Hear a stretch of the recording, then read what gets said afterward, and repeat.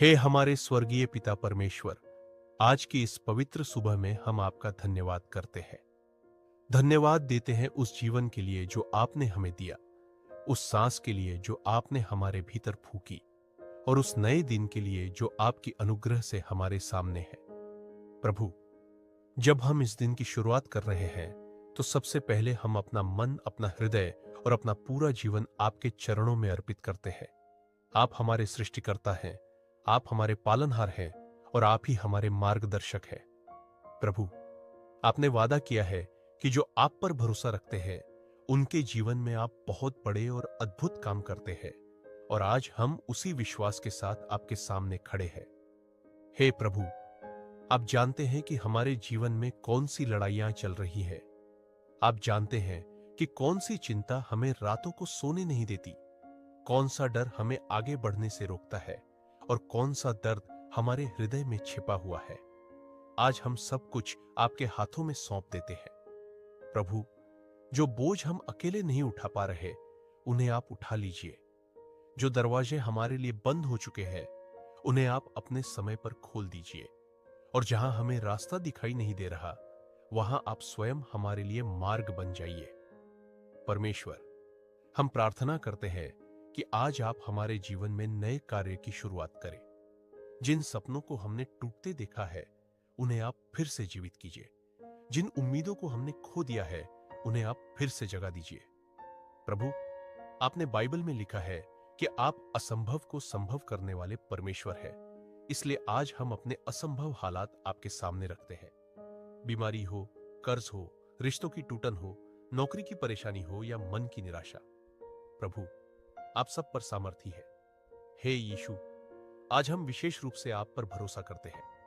जैसे आपने अंधों को दृष्टि दी, लंगड़ों को चलाया और टूटे दिलों को चंगा किया, वैसे ही आज हमारे जीवन को भी छू लीजिए।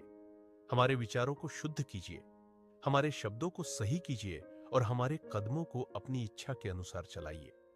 प्रभु, हमें ऐसा मन दीजिए जो शिकायत न करे बल्कि धन्यवाद दे। ऐसा हृदय दीजिए जो डर के बजाय विश्वास से भरा हो। आज की इस सुबह हम अपने परिवार को भी आपके हाथों में सौंपते हैं। हमारे माता पिता, हमारे बच्चे, हमारे जीवन साथी और हमारे प्रियजनों को आप अपनी सुरक्षा में रखिए। जहां कलह है, वहां शांति दीजिए। जहां गलतफहमियां है, वहां समझ दीजिए। और जहां दूरियां है, वहां प्रेम बढ़ा दीजिए। प्रभु, हमारे घरों को अपने आशीष से भर दीजिए, ताकि हमारा घर भी प्रार्थना का स्थान बन जाए। हे परमेश्वर, जो व्यक्ति यह प्रार्थना सुन रहा है, उसके जीवन में आप विशेष रूप से कार्य कीजिए। यदि वह खुद को कमजोर महसूस कर रहा है, तो उसे नई ताकत दीजिए। यदि वह असफलता से टूट गया है, तो उसे फिर से खड़े होने की हिम्मत दीजिए। प्रभु, उसे याद दिलाइए कि उसकी कहानी अभी समाप्त नहीं हुई है। आप अभी भी उसके जीवन में काम कर रहे हैं। आपका समय सही है और आपकी योजनाएं भलाई की है। आज हम यह भी प्रार्थना करते हैं कि आप हमें सही निर्णय लेने की बुद्धि दे। हमें ऐसी समझ दे कि हम सही और गलत में फर्क कर सके। हमें ऐसी दृष्टि दे कि हम आपके उद्देश्य को पहचान सके। प्रभु, हमारे कदमों को उस रास्ते पर चलाइए जो हमें जीवन की ओर ले जाता है, न कि विनाश की ओर। हे प्रभु, हम ये घोषित करते हैं कि आज का दिन आशीषों से भरा हुआ दिन है। आज का दिन चमत्कारों का दिन है। आज का दिन नए अवसरों का दिन है। हम विश्वास के साथ कहते हैं कि प्रभु हमारे जीवन में बहुत बड़े काम करने वाले हैं। हम डर को नहीं, विश्वास को चुनते हैं। हम निराशा को नहीं, आशा को चुनते हैं। हम शिकायत को नहीं, धन्यवाद को चुनते हैं। अंत में प्रभु, हम सब कुछ आपके चरणों में सौंप कर यह प्रार्थना करते हैं कि आज आप हमारे साथ चले, हमें सिखाए, हमें संभाले और हमें अपनी शांति से भर दे।